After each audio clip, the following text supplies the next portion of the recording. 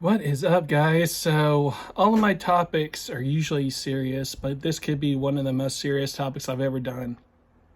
We always say that we want to meet up, and we figuratively, meaning the community, wants to meet up and hold public ritual.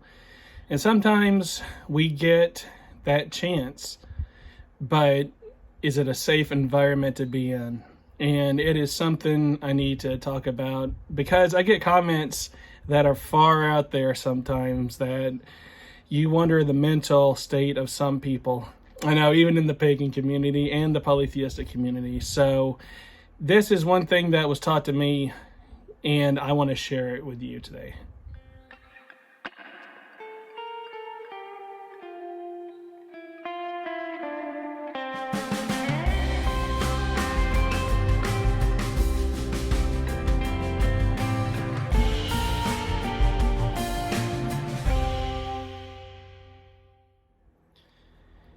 So you may be really desperate, to say the least, to do a public ritual with someone that shares like-mindedness with your spiritual path.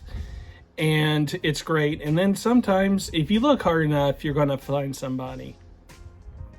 Facebook, just searching the internet. And I can tell you before I go into this that I learned many things from when I went to pagan rituals before I became a strict Hellenic polytheist. And these lessons I learned from these pagan, for lack of a better term, these covens I was a part of, that I took it with me. There was a lot of growth in spiritual truth. But for every good group that's out there with well-minded people with good intentions, you can run into some pretty strange people if you're not careful. So you need to do your homework on these people before you rush to meet someone in person. Get to know them online more. If you feel comfortable online with them, if they seem to click and you two are just bouncing off each other positively, then you may want to eventually meet in a public setting. I've been a part of many groups that we went to, like Barnes & Noble, for example, the mall, just a place, a coffee shop, Starbucks, a place that is public and the open, and there's a table you can sit down and talk. I mean, really get to know them, and even possibly bring a friend along. Don't ever go solo. Especially with the risks that are out there. If you feel like you're better in numbers, definitely bring someone with you that you feel comfortable with, and it's a very important thing. And then the next step when you get there is to beat. Because if you're not careful, they will beat. But the next thing is to meet at their house, because eventually what comes next is that usually it's at their house, because that's where they usually do a ritual, is in their yard or backyard. It's even better, though, if you're able to do a ritual publicly in a park. We've done that before. But definitely get to know them online before agreeing to meet them. And then when you meet them, do it in a public setting where there's a table and where you can actually sit. I mean, sometimes they bring my camera off. But yeah, a public setting where they can have a table. A table is important because they can bring notes and maybe show you some things that they've been working on. And then you can bring a notebook yourself and write some notes down. And then the best thing to do is find out if they're going to do like a public ritual, again, in a park, stuff like that. But if you feel really good and you're really safe, feeling really comfortable with them, then you can go to their house and participate. But definitely get a feeling.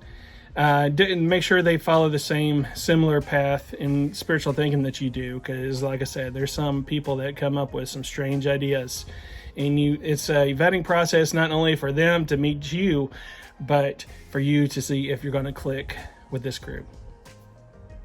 Yeah, I can't say that enough, especially if you fall into different categories. It's obviously more dangerous than others, but you know who you will agree with or not. And sometimes you'll be thankful that you met them first instead of just going straight to their house. Never just go straight to their house, especially by yourself or without telling someone where you're going in case something happens. Because, like I said, crazy things can happen. But yeah, it's a serious topic.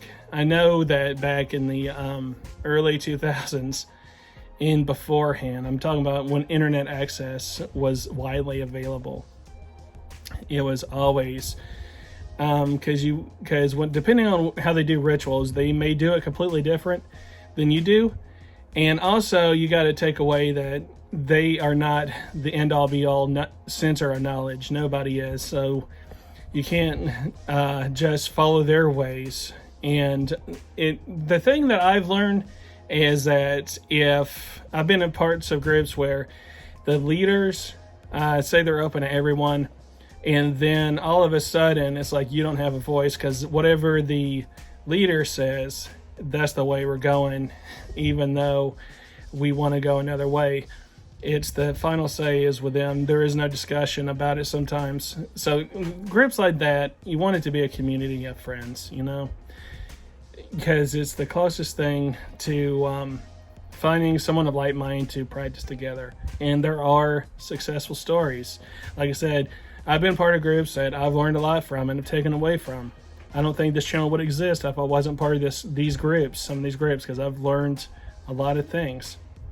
And there was a lot of spiritual knowledge and things to learn from them. But yeah, after getting some of these comments on YouTube and stuff, and people say these strange out there things, and I'm talking about way out there things. It made me realize and reminded me that there are some dangerous people out there sometimes when it comes to public and wanting to do public things together. So just be careful, guys. And it can be a blessing or definitely a curse. Anyway, I had to do this video because if they're on YouTube, they're still out there in the real world. And I seriously hope that if you have been talking to someone and you meet with people, that it's working for you. And if you want to do it for others, for sure, do it. Yeah, just play nice and you guys will be good. I'll see you guys later.